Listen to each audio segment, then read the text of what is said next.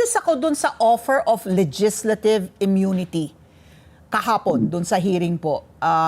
Yes. Kung saan na sinasabi na itong mga pahayag mo dito ngayon hindi magagamit sa laban sa'yo pagdating sa korte. I'm aware of parliamentary immunity, legislative immunity that extends to the legislators themselves.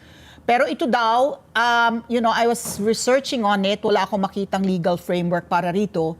Although, ang binabanggit nga, tradition daw ito sa Senado. So pagdating po sa prosecution, are you going to recognize ito pong offer ng legislative immunity at kapag po yung resource person ay sinabi, sige, sa ilalim ako sa legislative immunities, is that going to be honored pagdating po ng prosecutors? Magkaiba yun, Ali. O, kasi, andun po ako sa hearing kahapon, nabanggit nga po ni Committee Chair Ping Lacson na they will grant legislative immunity kasi meron mga humihingi ng mga protection supposedly ng Senate while the investigation was going on para sila ay makapagsalita.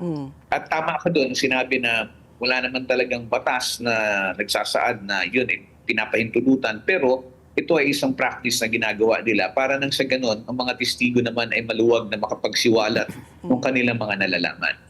Now, as to the question of whether or not itong mga dinisclose nila ay pwedeng gamitin, depende po yan sa kanila kasi kahit naman sabihin natin tradition yan at legislative immunity at it applies only to the time when they are testifying before that body, kailangan po maging tapat sila, maging makatotoo sila at isiwalat nila ang lahat ng kanilang nalalaman. Hindi po pwede yung tinatawag natin na selective selective testimonies o mamimili lamang sila ng kung alin sa tingin nila yung pabor sa kanila, and if you ask the question, is this something that can be used? Is this something that can already be adopted by the department?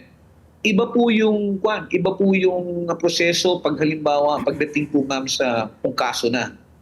Or kung halimbawa ang isang testigo sa isang legislative inquiry ay dadalhin sa department at i-apply sa witness protection program, meron din po mga panuntunan yan na kailangan tumugon sila dahil sa hindi naman po mo nag-apply ang isang tao, gusto kong maging state witness, automatically tatanggapin natin. Binavalidate po lahat ng sinasabi nila, tinitingnan yung kanilang mga statement, and they will be subjected to some kind of investigation as well to determine whether or not, number one, totoo ba yung sinasabi nila? Pangalawa, kung ano yung basihan ng kanilang sinasabi. Pangatlo, kung sila ay sangkot doon sa krimen na kanilang tinitistiguhan, ang participation by nila ay hindi sila ang pinaka-misala o pinaka-guilty.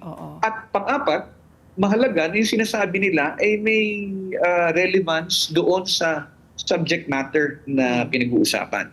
So, kung ang titingnan po natin, does it automatically mean that just because they were given legislative immunity, that they will already be admitted into the program or that they will be considered as state witnesses? It doesn't follow. It doesn't follow. It has to go through a process also where they will still have to be evaluated and their testimonies validated.